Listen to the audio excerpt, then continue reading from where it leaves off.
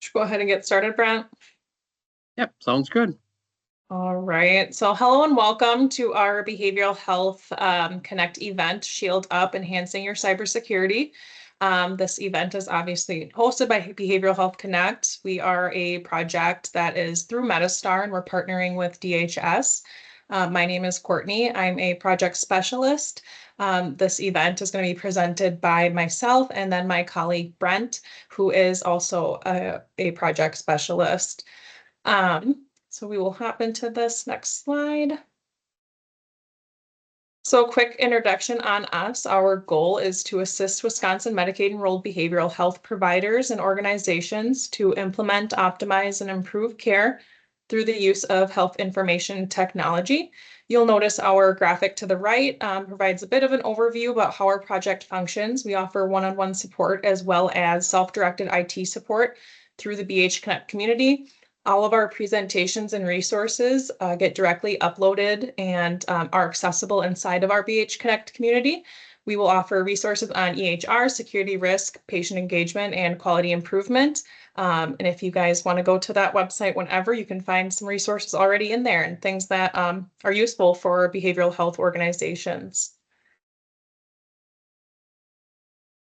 Our objectives today, we're going to provide an introduction to cybersecurity. We'll provide examples on operational security, what is involved with cybersecurity training, provide some samples of policy and procedures that you guys can take back to your organizations and tailor to your own organization, and just some options that you guys can use for your organization. So we are going to go into a phishing risk. This is going to be some examples. We have example A.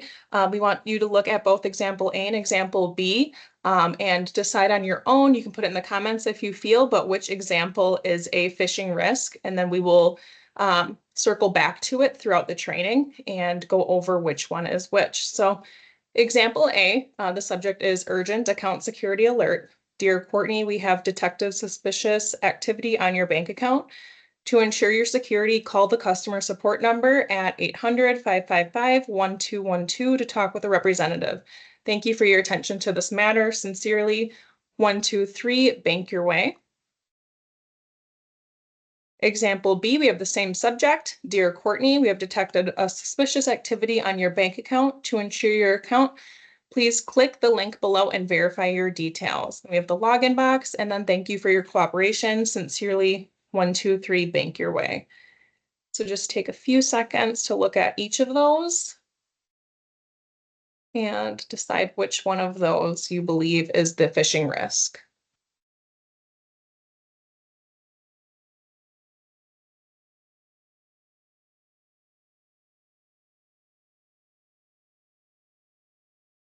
So getting into what is cybersecurity. So cybersecurity refers to any technology, measure, or practice for preventing cyber attacks or mitigating their impact.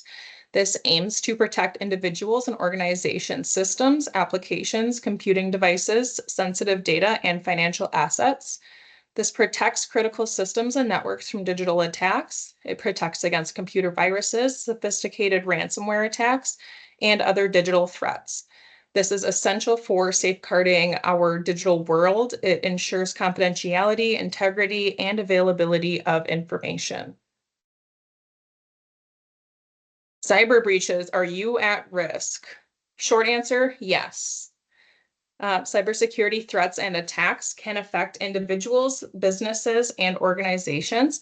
Some different forms of cybersecurity threats. There's ransomware. It's malicious encryption, demands that hold critical data hostage, malware, a stealthy infiltration of systems to steal or corrupt data, social engineering, manipulating individuals to reveal sensitive information, and then misconfigurations and unpatched systems, which are errors in security settings and outdated software.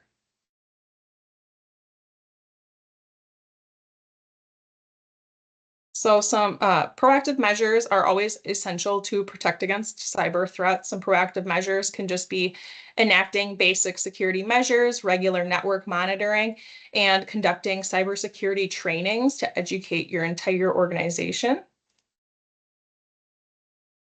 Now we will get into operational security, which I will refer to as OPSEC. OPSEC is a security and risk management process that prevents sensitive information from getting into the wrong hands. The goal of OPSEC is to view operations and systems from the perspective of a potential attacker. By doing so, organizations can discover vulnerabilities they might have overlooked and implement appropriate countermeasures to secure their most sensitive data.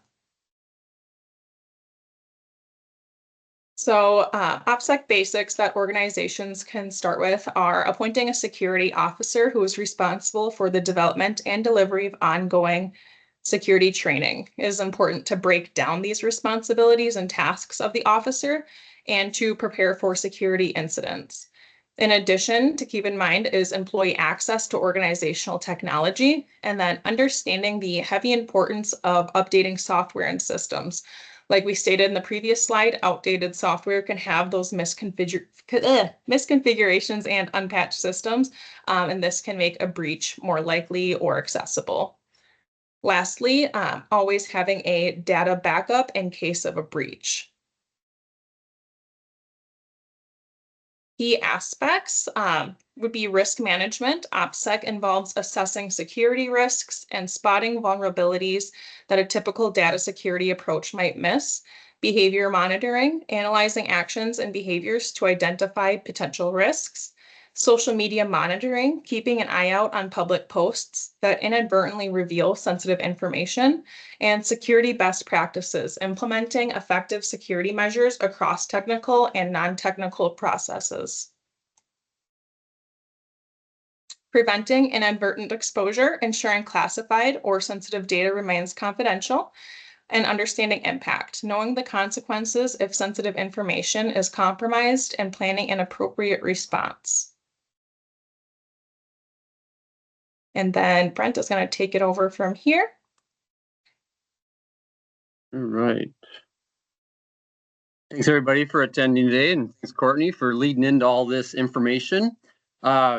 I'll just kind of lead with, we're going to get into a little bit more of like the phishing, some real world examples type stuff. And I think everybody can relate by how many emails you might get in your inbox, some that are probably you're trying to get through and just delete, delete, delete. Well, a lot of those can mimic what you really need to be aware of and what you need to open. So first off, phishing, that's really just a generic term for a type of cyber attack where scammers deceive people into revealing sensitive information or installing malware. And the malware is just a malicious software.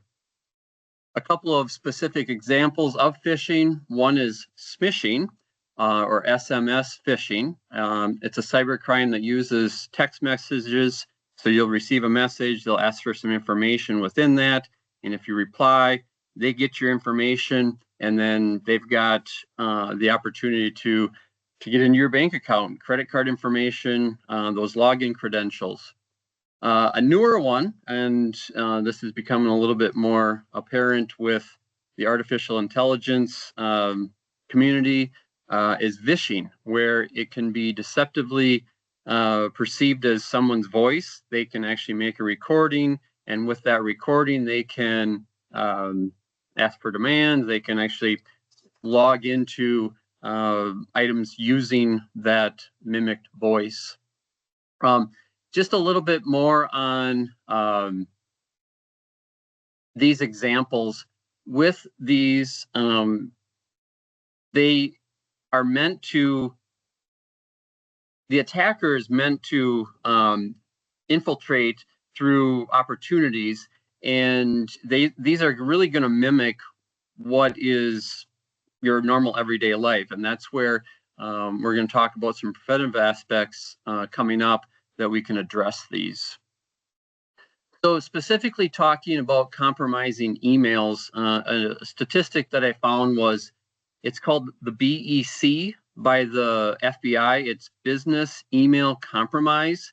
And between 2013 and 2021, businesses and individuals were, I guess, taken advantage of for about $45 billion through these different types of attacks. So it's definitely out there. I'm sure everybody somehow has been affected by a cyber attack of some sort. And most recently, I suppose everybody has heard about the Ascension healthcare attack within the state of Wisconsin, and then also nationwide. But that was actually, the report shows that an individual within the facilities thought they were dealing with a legitimate request, and that's how they were infiltrated. So it was a very honest mistake. Probably could have been avoided, but we still need to address it, and now Ascension is reeling from that. So a couple of items with the compromising emails: beware of suspicious attachments. If somebody is sending a receipt for you to win $1 million, it's probably too good to be true. An email hoax is, it can be a number of emails, and they're looking for just one person to respond. The message will be generic in nature, but it's going to be like, hey, act now, urgency, within the day, that type of thing. And then the familiar sender or email addresses, this really can be just one letter off, maybe the use of a period. And this can be addressed through different cybersecurity training. So going back to the examples that Courtney introduced, I guess, did anybody have any ideas of which one might be more of a risk? I don't know if anybody had put anything in the chat, but they're very similar. The first thing probably to draw attention, I see somebody answered a B there. And anytime your bank is probably emailing you and you're not expecting it, probably a good idea not to respond to that email. But the biggest difference between the two of these is, one is a phone number that you can call, which you can verify. But in example B, if you log in on that link, we really have no idea of where that's going to. So if we're going to look at which one is worse, we're going to go with example B is our larger phishing risk in this instance. So with kind of a next step, part of cybersecurity training, we can address password security. So some different aspects with passwords. One, we want to change regularly. Maximum strength, use passphrases, make it unique.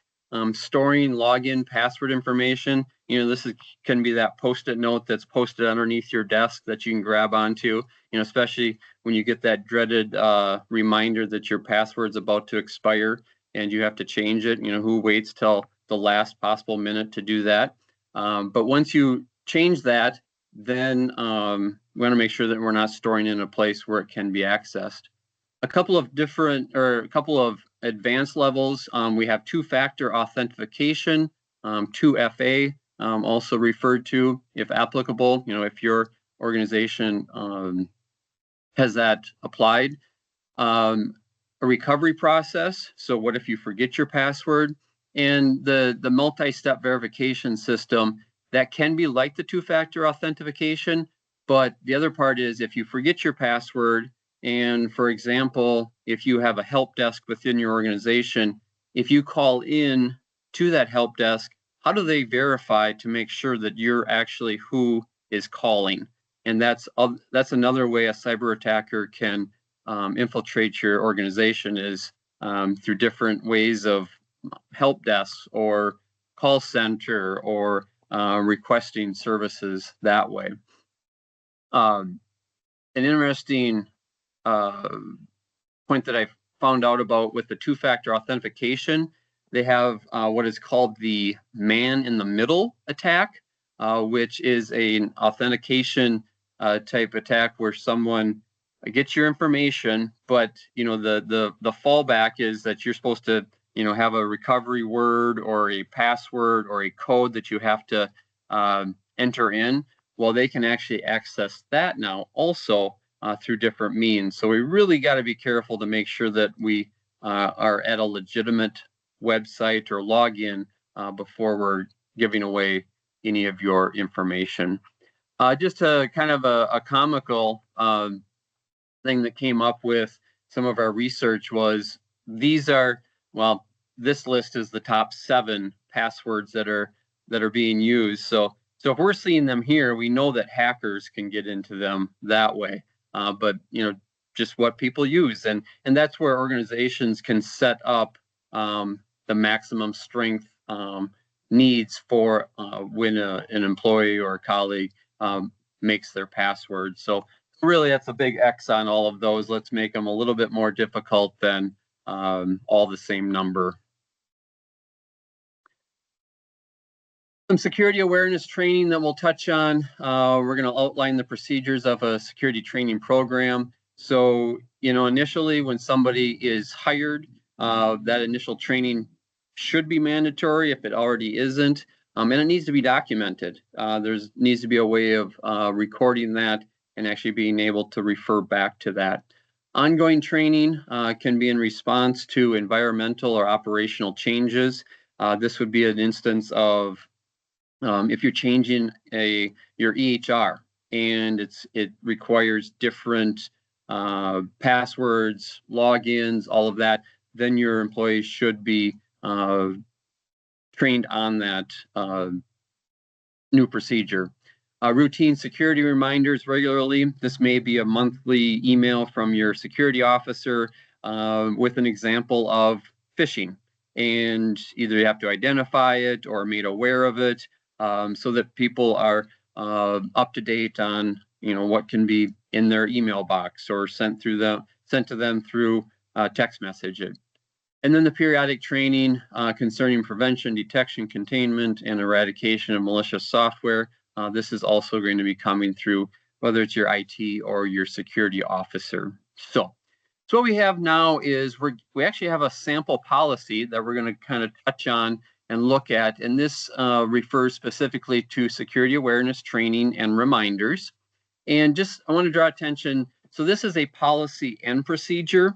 And when we refer to this, a policy is really what it is, and then the procedure is how it is going to be carried out. So in this instance, it's combined, but just to make that distinction. So here we have the purpose, the policy, going down through the procedures, and then if it's actually changed in the future, revisions, that would also be recorded. A couple of specifics on here. It does refer specifically to the security officer that we talked about previously. Into the training program, it is a review of when the employees need to be through the training, and then also what the responsibilities are of the security officer. Into the security reminders, what the security officer's responsibilities and how they'll carry out those duties. And then it goes into protection from malicious software and the different terms of that, whether it's antivirus software, being aware of viruses, all of that can be, or the employees can be notified of that. So just to go a little bit deeper into the essentials of a policy and procedure document, as we had looked at on the previous sample, title and purpose should be well defined at the top of what that policy is referring to. The scope, who is involved, who is included, possibly during what time frame, can all be there. The policy statement, this is in the past one, it was security awareness training. The responsibilities, who's responsible for it, whether it's your VP of security or is it the security officer themselves. Under procedures, that's going to be more of the detailed step-by-step, how it's going to be done, the carrying out the specific tasks related to the policy.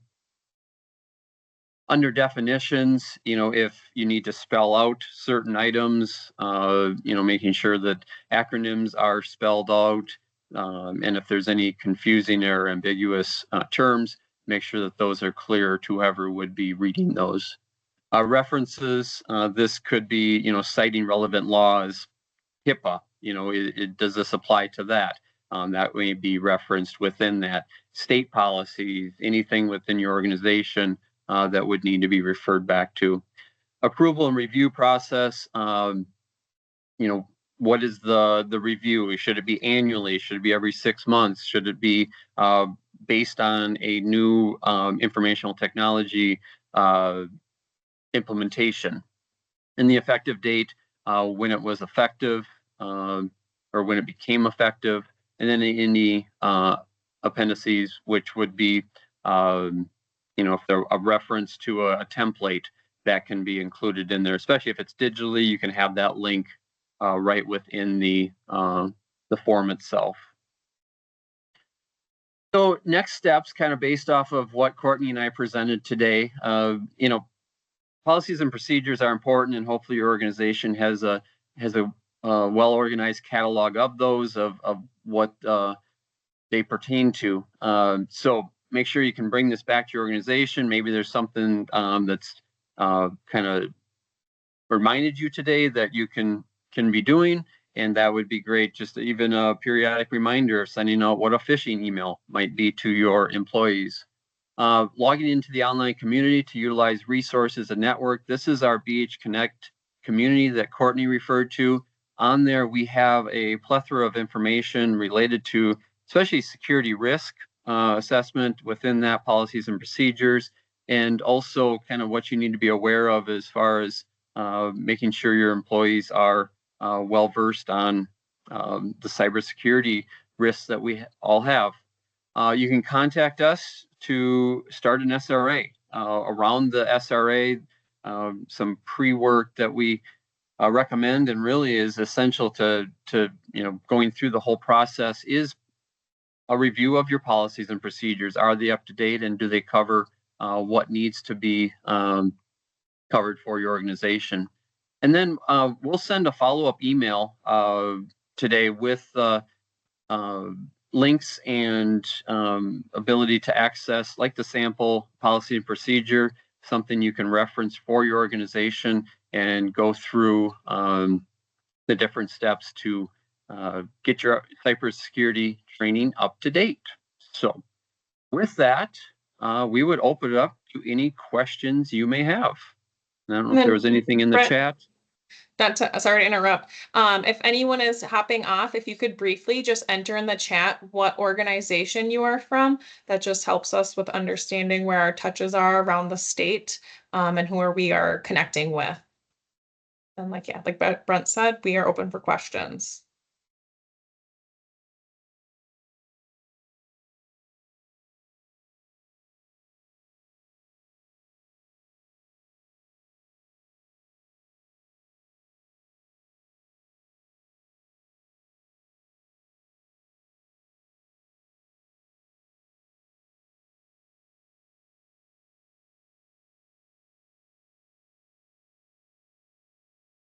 And if there aren't any specific questions, there on the screen, we do have our email address, the bhconnect@metastar.com. That reaches any of our project specialists and can be in touch with us. The metastarcommunity.org, that does reach our community resource platform that you can enter into, and it does have various amounts of topics, including information technology, EHRs, security risk analysis included there. So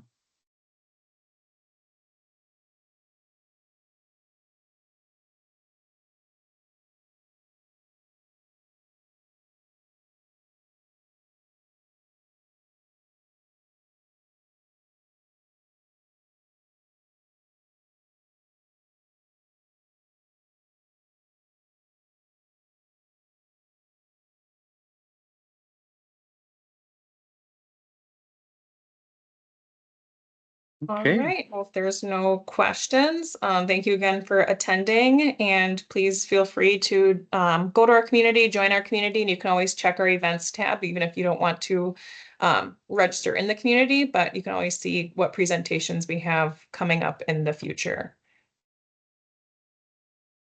Thank you, everybody.